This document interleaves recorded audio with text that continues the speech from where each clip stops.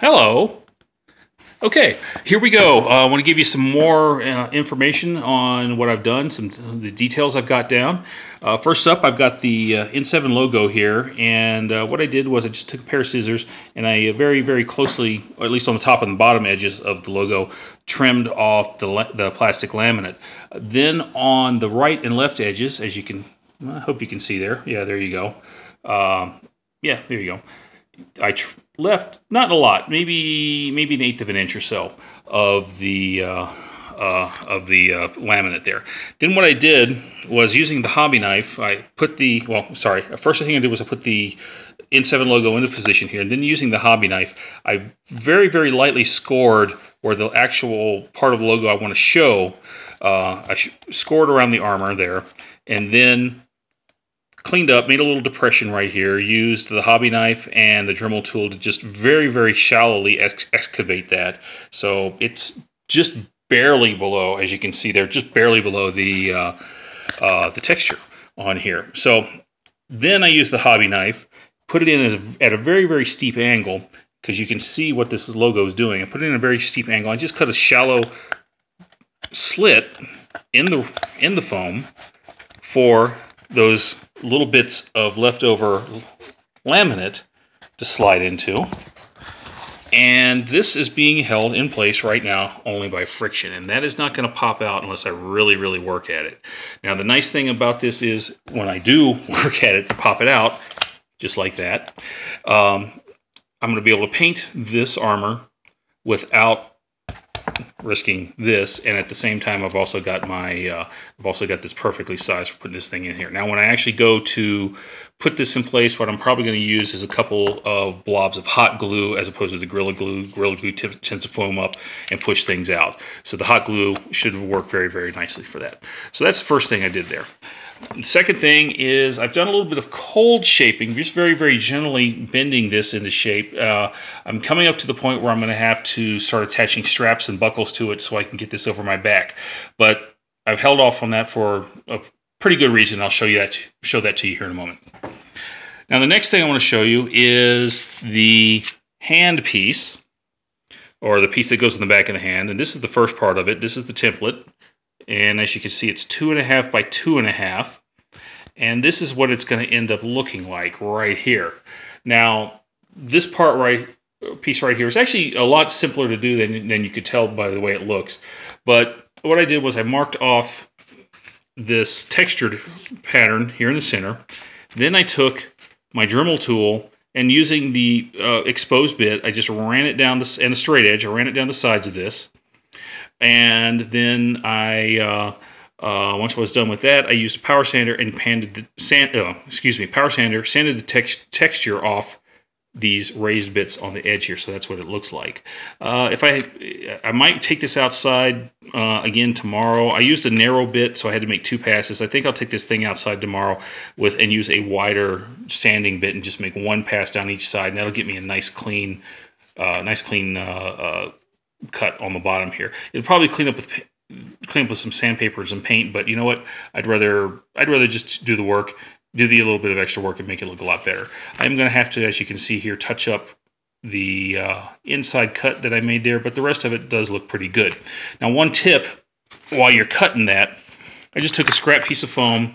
I cut out a 2.5 by 2.5 square and set that in it. That way, when I put my straight edge down, I had plenty of room for my straight edge to sit on, to rest on, and plenty of room to run my Dremel back and forth. That way, you know, I didn't have to worry about this thing squirming loose. But when I'm done, again, the plan is it's going to take paint, and it should look pretty good.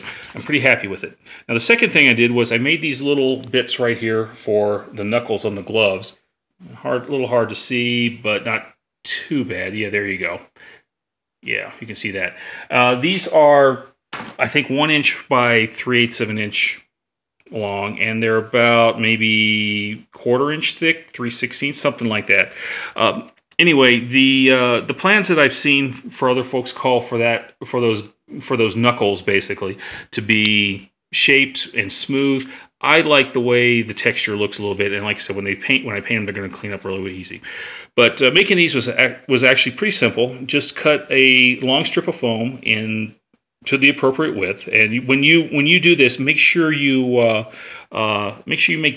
size this based on how big the glove is with your hand in it, and then make sure you size these based on how big your knuckles are. But anyway, I cut a piece that was 3/8 of an inch wide, and after I'd done that, I just set the long strip on its side, and then took a straight edge and my razor knife and just cut long strip. Once I was done with that, measured the first one or each one after that, and I got pieces that were 1 inch long, and there you go. Now when I attach these to the gloves, all this stuff to the gloves, I'm going to use hot glue, not Gorilla Glue. Again, the Gorilla Glue will foam up and will actually lift these things away. The hot glue, once you put it in place, the hot glue will actually melt. You can squish this into it. As soon as you take the heat away from it, it will set up very, very quickly. So it should hold fairly tightly. So we'll see what happens with that. Now, the last pieces I want to talk about are the shield generator pieces. They're going to look pretty much like that. And if you hang on just a second here, I'll show you the templates. And there they go. Now, for the base of the generator, this is what it's going to look like. But when you cut them out, cut one out using the template facing this direction, you know, with all the words and everything facing up. Cut the other one out with it facing the other way, because you have to have two mirrored pieces. So there you go. Very simple on that. Now, the template on this, again, it's approximate. I like the way it looks. They came out pretty well. Clean the edges up with a little bit of sandpaper. This piece, on the other hand, was a lot trickier. It's really tough getting that curve. As you see here, we're talking about 1.5 inches right here. The hobby knife just does not want to make it. I did a lot of shallow cuts to make the curve, and clean the corners up, or excuse me, clean the edges up with my power sander. And it looks like I might have a little bit more work to do on that. Anyway, this one came out a bit better though. So, next question you probably got is, how did I make these lines? And again, it just goes back to the Dremel tool and that sanding bit that's in it. And what I did was I took a very, very fine ballpoint pen, something like this, and figured out exactly where on this the cut needed to start and to stop. Made a tick mark there. Did the same thing for each set. Started the Dremel tool here, just pushed it into place. Yeah, you can't see it when I'm using that hand. So started the Dremel tool here, pushed it into place, pulled it down.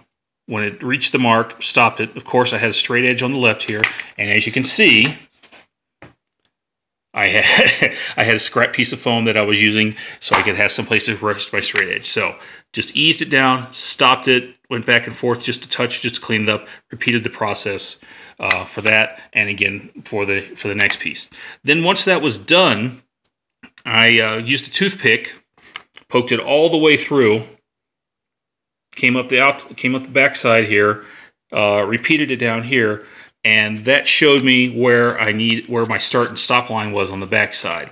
So then again, using the straight edge, using the Dremel tool at the same depth, I started the Dremel tool a little right over the toothpick hole, went up a little bit to the edge of the towards the edge of the well, whatever you want to call this thing, then all the way back down to here. Again, it looks like I stopped about maybe 3/8 of an inch shy, something like that, and just ran it back and forth a couple times. So I've got a groove that goes all the way through pretty cleanly, and some nice clean lines on the other side. I got a little bit of schmutz hanging off the edge of it. No big deal. I'll clean that up.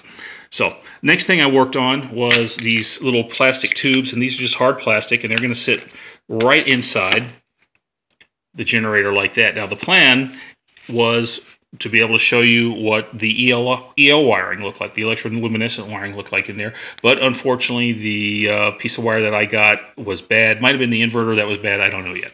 So I'm going to have to come back and work on that. But anyway, what I'm going to do is, that's how they're going to look on the on the base plate, I guess, if you want to call it. But I still have a little bit more work to do. I'm going to have to drill some holes in this for the wire to be able to run in and out of. This. And then when the wire is showing through the tube, the entire tube should glow and look pretty good. So we'll see how that works out as well.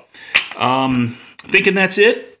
That's what I've been doing the last few days. I do have some test fitting to do on the arm pieces. I do have some painting I need to do, and unfortunately, I'm kind of stalled until I get my EL wiring. As soon as I get that, I'm going to be able to just dive ahead on getting these done. I can get the back piece finished up at that point, and then I can attach the back to the front piece and actually start getting this thing looking like a full set of armor instead of just a bunch of pieces. So again, really appreciate those of you out there who are watching, and again, let me know what you think. If you get any tips or ideas or questions, feel free to leave them in the comments. So that's it. See you next time. Bye.